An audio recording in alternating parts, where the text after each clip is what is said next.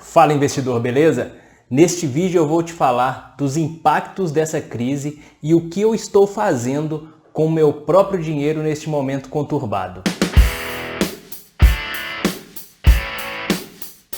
Eu dividi esse vídeo em 3 partes. Na primeira parte eu falo de alguns impactos mundiais e possíveis desdobramentos. Na segunda parte eu falo de como essa crise afeta o Brasil e na terceira parte eu falo o que estou fazendo com o meu próprio dinheiro neste momento que estamos vivendo, né? Nesse momento de coronavírus e essa crise que parece que não tem fim, né? O grande problema do coronavírus não é o vírus em si, né? Não é a doença em si. É claro que vai matar muita gente e já está matando muita gente, né? Mas o impacto maior é na economia mundial. Por exemplo, a gente tem o petróleo, né? Que ele foi fortemente impactado aí pelo coronavírus. Muitos países estão adotando medidas extremamente relevantes para a economia, né? Extremamente negativas aí para a economia, que ninguém sai de casa, isolamento total, que é o que estamos vivendo aqui no Brasil, né? A tal da quarentena. E isso se desdobra numa reação em cadeia, numa reação em cascata, né? Porque quando se tem uma desaceleração da economia, um dos principais setores a sofrer é o setor de commodities, ou seja, o setor de matérias-primas de um modo geral. E dentro do setor de matérias-primas a gente tem, por exemplo, o petróleo, né, que foi o primeiro aí a tomar o baque aí da economia. Agora pensa comigo, uma vez que temos menos voos nos aeroportos, né, menos navios aí transportando cargas, menos pessoas viajando, então temos uma demanda menor de petróleo, né? Então a demanda diminuindo, o que acontece globalmente é que a oferta não diminui na mesma proporção, né? Então isso faz o preço despencar. Daí nós temos países que são totalmente dependentes do petróleo sofrendo pra caramba, né?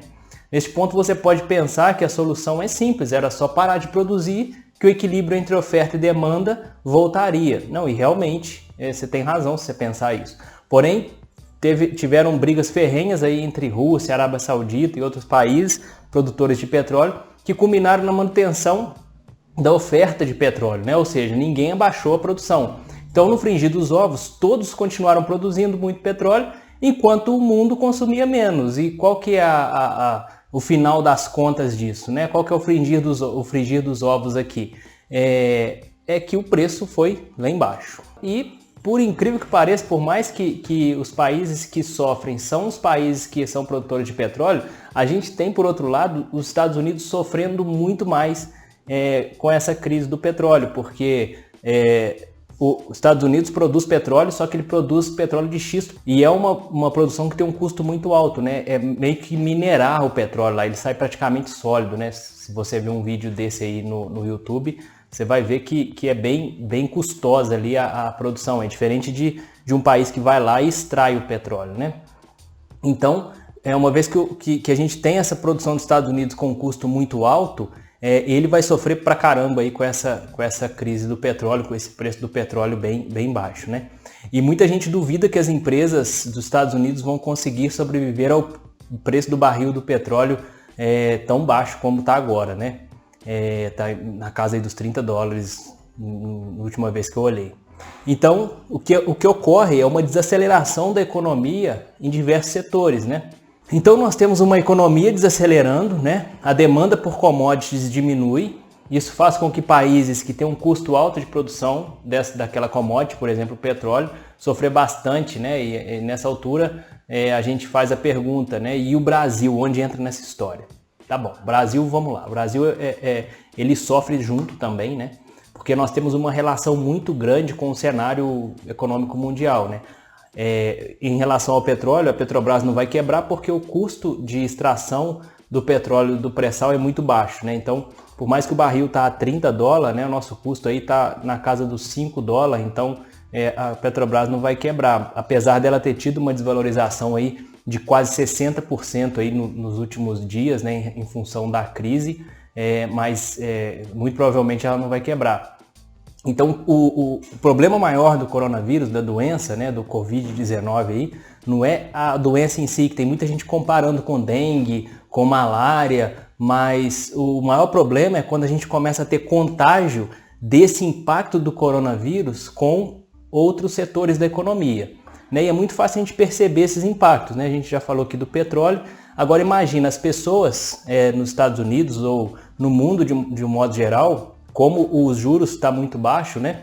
Eles podem ter, e com certeza pegaram, né? Os grandes investidores pegaram empréstimos para investir em empresas petrolíferas e eles pegaram empréstimo nos bancos, né? E os bancos agora não vão receber, né? Ou vão receber muito menos aí a remuneração desse empréstimo, né?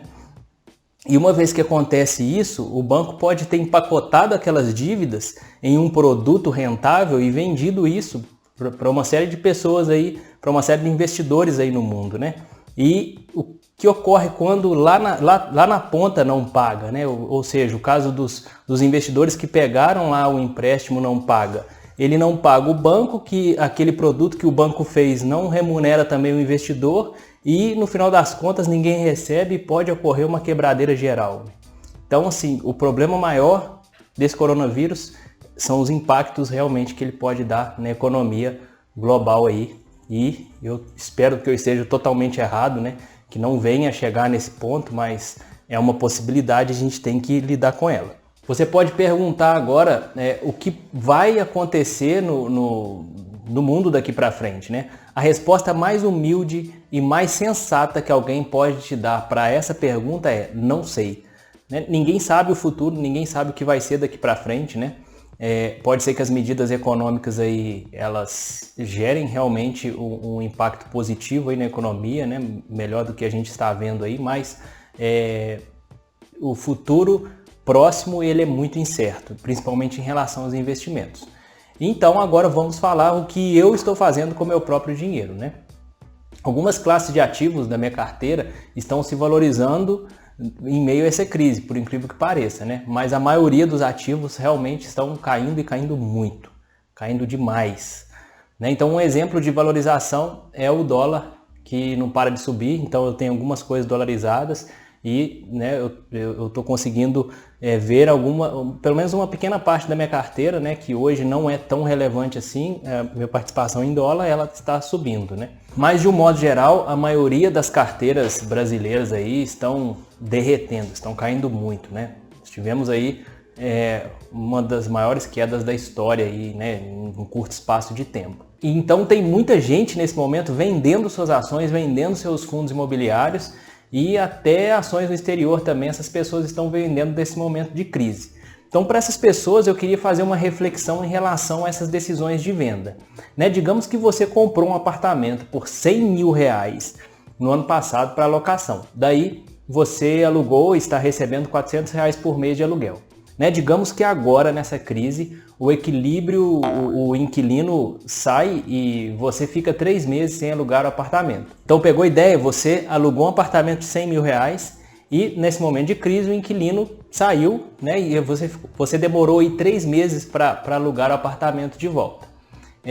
Você venderia esse apartamento por R$60 mil, né? Porque afinal de contas nós estamos em um momento de crise, só porque ficou 3 meses sem receber o aluguel, né? Então esse raciocínio não faz muito sentido. Mas é o que muita gente está fazendo, né, com os fundos imobiliários. Muita gente está vendendo lá o ativo porque vai ficar alguns meses aí sem receber o aluguel. Né? Então o mesmo raciocínio a gente também traz para as ações. Né? Eu vou te dar outro exemplo. Digamos que você comprou uma empresa, mas não comprou ações. Você foi lá e comprou a empresa mesmo. Né? Tem funcionários e tudo mais. Você pagou R$1 milhão nessa empresa. Né? E aí você julgou uma boa empresa, ela está realmente num setor perene, num setor que né, no longo prazo ele vai performar no estudo que você fez. E aí veio essa crise e agora a empresa está valendo R$500 mil. Aí eu quero te fazer uma pergunta. Você venderia essa empresa por R$500 mil, a empresa que você pagou R$1 milhão, só porque agora ela vale menos na crise? Né? Eu não sei também se isso faz muito sentido. A pessoa que compra ações, ela não está comprando lá um papel, né? Ela está comprando um pedacinho da empresa. Então não faz muito sentido essa pessoa vender só porque a empresa que ela comprou desvalorizou. A menos que essa empresa tenha perdido lá os fundamentos, tenha perdido o que te fez realmente tomar a decisão de compra. Né? Então a reflexão que fica é você, a partir de hoje, pensar em relação a preço e valor. O preço é o que você paga, o valor é o que você leva. Então, com base nisso, eu vou te falar algumas decisões que eu estou tomando com meu próprio dinheiro a respeito dos investimentos aí nesse momento de crise. A cada queda do mercado, eu estou analisando a empresa e o setor que mais caiu e a empresa e o setor que mais tem probabilidade de sair mais rápido da crise. E eu estou fazendo aportes consistentemente nesses setores. Por incrível que pareça, eu estou comprando recorrentemente.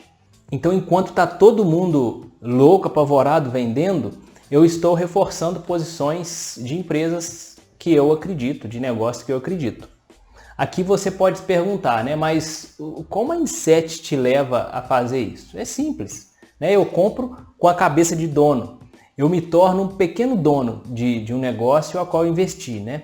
Portanto, a crise, quando acontecem essas crises, quando cai muito, eu compro ainda mais, né? Porque é o caso lá do exemplo, né? A empresa valia 1 milhão, paguei 1 milhão nela. Ela agora vale 500 mil, então eu teria que bater na porta lá do meu concorrente e falar assim, vou te fazer uma oferta de 500 mil reais, porque eu quero comprar, né? Essa empresa sua que também é boa, que está no mesmo setor que o meu, né? Então o raciocínio é esse, é o raciocínio de dono, é a cabeça de dono. Essa é a reflexão que eu deixo aqui para vocês. É como o Warren Buffett diz, né?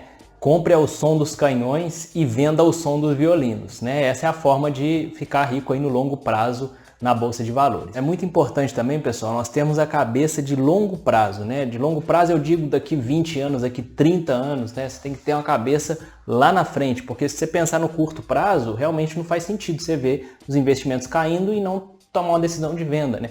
Mas no longo prazo faz muito sentido, né?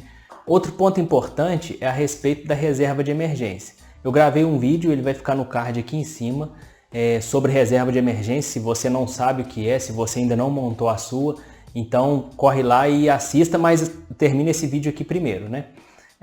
A reserva de emergência, pessoal, é para emergência.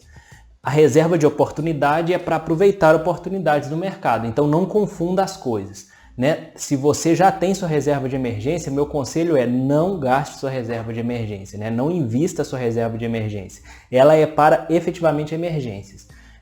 Tenha uma reserva de caixa para aproveitar oportunidades em momentos de crise. Se você não tem essa reserva de caixa, aprenda agora para que nas próximas crises você passe com sanidade, você passe realmente aproveitando oportunidades aí no mercado, que o mercado proporciona para a gente nesses momentos, tá? Outra coisa que eu estou fazendo é estudando valuation como nunca, né? Estudando como chegar a um valor justo da empresa, né? Igual eu nunca estudei.